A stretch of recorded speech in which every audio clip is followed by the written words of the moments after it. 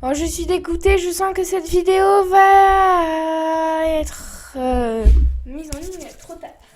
Ok, du coup, on va parler des animaux de compagnie et comment bien les choisir en fonction de mes critères. Je vais vous dire les critères et en fonction de ces critères, je vous laisserai du coup voir si vous avez fait le bon choix ou pas et me dire si c'est validé ou pas dans l'espace commentaire. N'oubliez pas que sans abonnés, la fiche qui est juste derrière moi, je dois la redessiner. Bon. On va commencer par le tout premier point et je vais faire rager certaines personnes. Arrêtez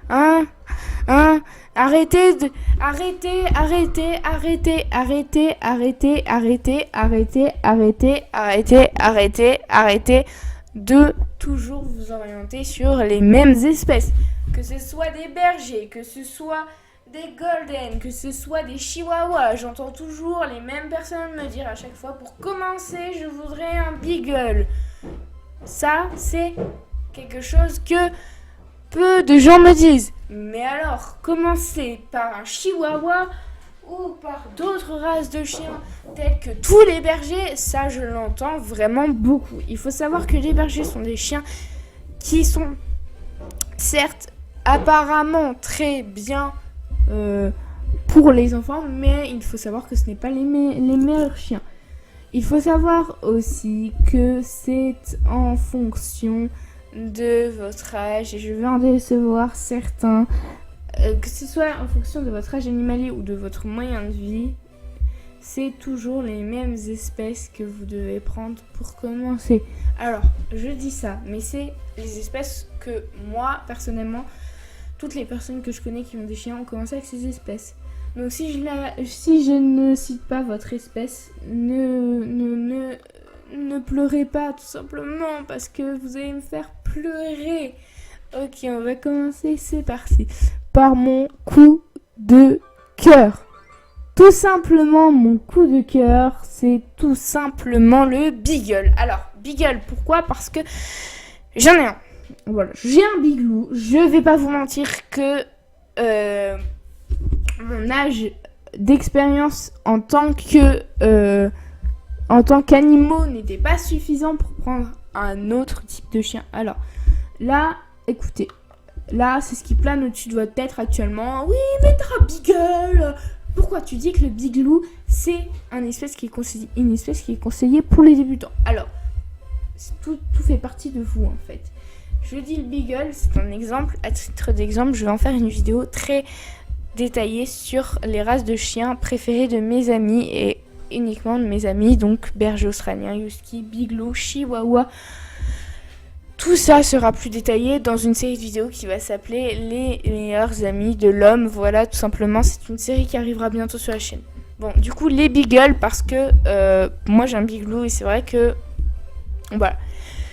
Il faut savoir aussi, donc deuxième point très important, que vous, derrière votre écran, vous devez savoir gérer un chien et qu'il est représentatif, ou un chien, ou ce que vous voulez, de votre train de vie, de votre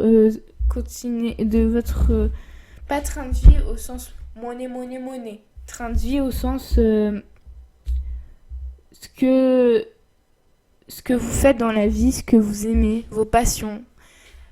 Toutes les personnes que je connais qui ont des chats sont des personnes qui adorent vraiment, qui adorent tout ce qui est sportif, qui sont très agiles, très fins entre guillemets, bien sûr, qui sont aussi qui sont aussi du coup par la même occasion très curieux, voilà.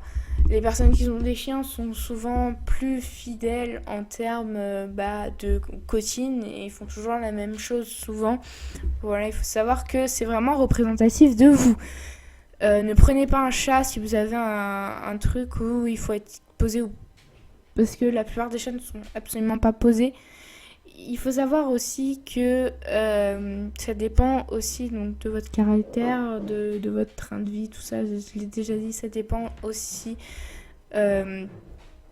surtout de l'influence qu'aura cet animal par rapport à vous. Je donne un exemple qui est très représentatif pour moi. La plupart des gens autistes prennent des chiens car ça les aide à se calmer. L'autisme, c'est quoi? C'est en gros, globalement, je résume très très vite et peut-être que je devrais pas résumer comme ça, mais l'autisme, c'est un handicap. Alors moi, je le prends comme un handicap mental, mais en fait, c'est plutôt une paralysie, je crois, un truc comme ça. Mentaux, mais c'est très compliqué. Je suis pas là pour vous expliquer comment fonctionne le corps et tout ça. Mais pour faire vite, les personnes autistes, en gros, ont tout le temps un monde imaginaire dans leur tête et ce qui peut créer de graves problèmes dans la vie réelle. Ces personnes-là prennent des chiens. Certaines personnes handicapées ou qui ont fait des dépressions, comme moi j'ai fait une dépression, vous le savez maintenant, prennent des chiens parce que ça les apaise. Il faut savoir que c'est aussi en fonction des sports que vous pratiquez. Le beagle va être, comme le husky, un chien idéal si vous êtes en montagne parce qu'ils adorent se promener, ils adorent jouer, ils adorent faire plein de choses. Et c'est vrai qu'un chien, un chat, un lapin, ça vous change la vie. Bon, c'était une petite vidéo, voilà, avec quelques points pour mieux comprendre comment moi, personnellement, j'ai choisi Oreo. Comment est-ce que vous pouvez choisir un animal de compagnie complètement différent d'un chien ou d'un chat ou d'un lapin? Mais sachez que ça tournera toujours autour de ce que vous avez envie. Si vous avez des enfants, prenez un chien ou un chat. Prenez pas un lapin, c'est trop fragile. Prenez pas un chihuahua, c'est trop fragile. Prenez pas un berger, ça peut être très agressif. Prenez vraiment plutôt un chat. En ce compte-là, pour les enfants, c'est peut-être mieux. Prenez des chiens, des chats, des choses qui vous font rêver tout en étant réaliste. Vous n'allez pas me dire je veux un chihuahua et demain venir avec un berger australien parce que vous n'avez pas eu le temps ni le courage de vous renseigner. Renseignez-vous bien avant parce que j'ai appelé la SPA pour des raisons privées et tellement il y a de gens qui leur demandent de récupérer leurs animaux qu'ils ont créé un service à côté, voilà, pour récupérer ces animaux. Les animaux, ce sont pas des jouets, ce sont quelque chose de vivant. C'est quelque chose qui me tient particulièrement à cœur, vous le savez, hein. Mais les animaux sont des personnes comme vous et moi, avec peut-être 4 membres, des poils en plus. Et alors, est-ce que on vous juge à votre couleur de peau? Non. Est-ce qu'on vous juge à votre intelligence? Non. Alors ne jugez pas un chien différent de vous. Ne le jugez pas comme étant un être venant d'une autre planète, mais jugez-le comme un être qui a étudié, qui a fait du théâtre avec vous à l'école, qui a fait ce que vous vouliez. Voilà, c'est une vidéo un peu plus longue que d'habitude, voilà. Mais un chien, un animal de compagnie, c'est votre frère, c'est votre soeur, c'est votre ami, c'est votre sang, c'est ce que vous voulez. Mais il fait partie de votre famille.